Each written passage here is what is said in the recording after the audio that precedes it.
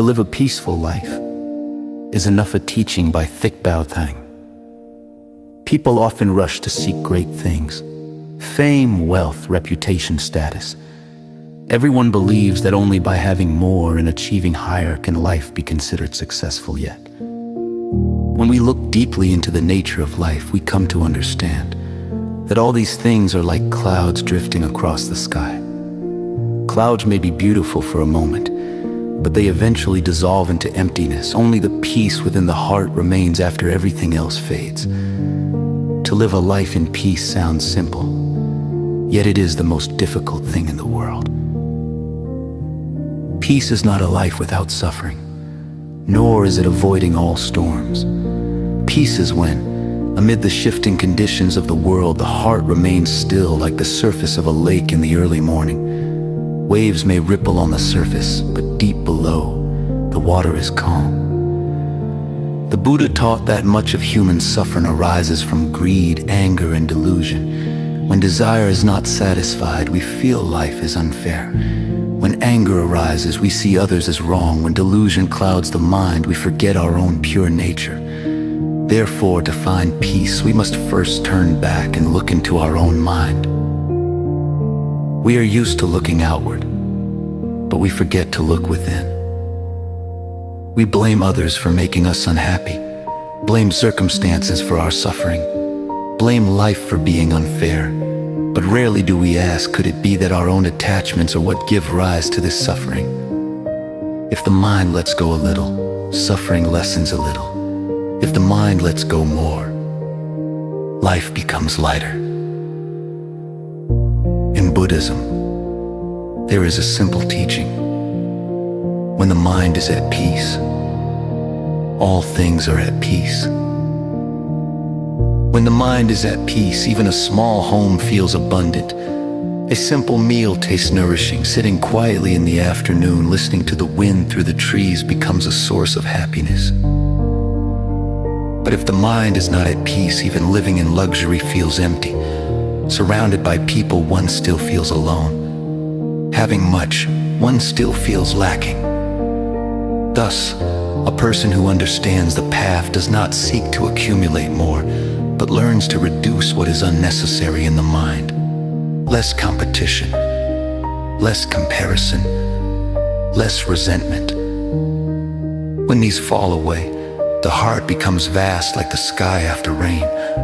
And in that spaciousness, peace has room to arise.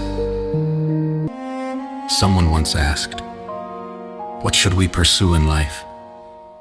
With the eyes of wisdom, we see that life is short. Like a season of blooming flowers, today they flourish, tomorrow they fade.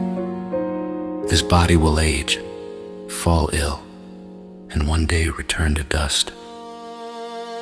So what matters is not how far we go, but whether our heart is at ease along the way.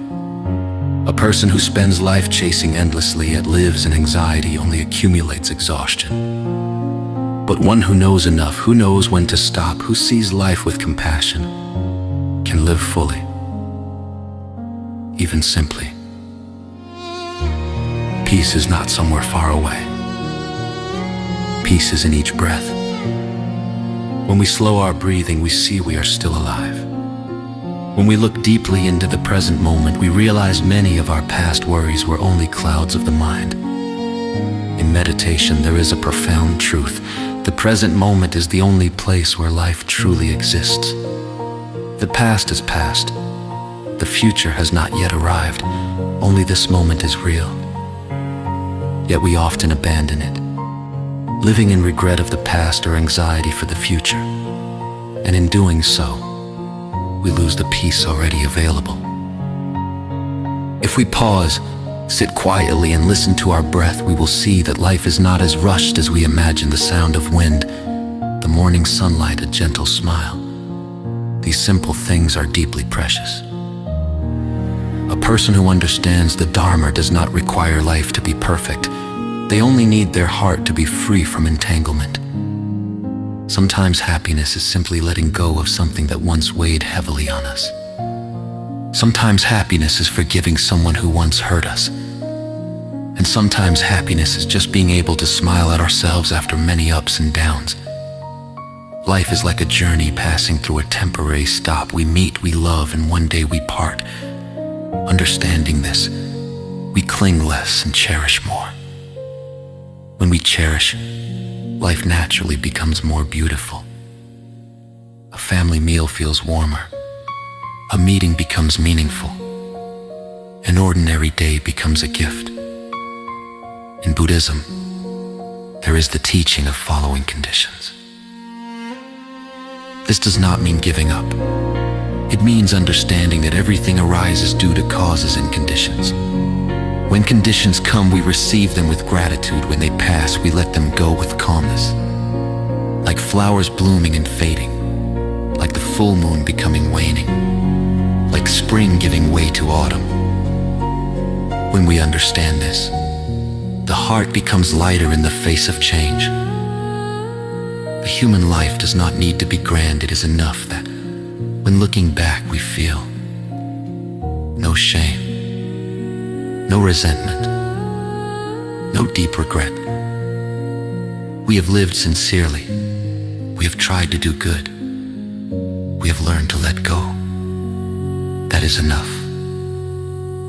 To live a peaceful life is not something extraordinary. It is simply the daily journey of returning to oneself, keeping the mind from being swept away by greed, anger, and delusion. When the mind becomes clear like the sky after rain, everything appears as it is. And one day, we come to realize a simple truth. The most precious thing in life is not what we possess, but the peace within the heart. If one day we can sit quietly under a tree watching life pass without disturbance, then we will understand deeply. Among all the things people strive to find, to live a peaceful life is already a great blessing.